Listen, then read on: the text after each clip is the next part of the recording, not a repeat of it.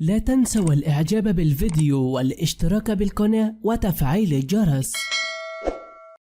مأساة ريان تتكرر جنوبي المغرب. وفاة رجل تحت أنقاض بئر منهار. توفي رجل يبلغ من العمر 37 عاما في حادث انهيار بئر بإقليم زاكورا جنوبي المغرب حسب ما أفاد مراسل سكاي نيوز عربية. وقع الحادث في بئر كان يحفره الضحية في دور أكوا دون التابع لجامعة وقيادة تنيسيفيت بإقليم زاكورا. وأعاد إلى الأذهان مأساة الطفل ريان الذي توفي عن عمر ينهز 5 سنوات بعد سقوطه داخل بئر في إقليم شافوان شمالي المغرب في فبراير من العام الماضي. وكشفت تقارير صحفية أن العمل تواصل لنحو 12 ساعة من أجل إنقاذ الرجل، علما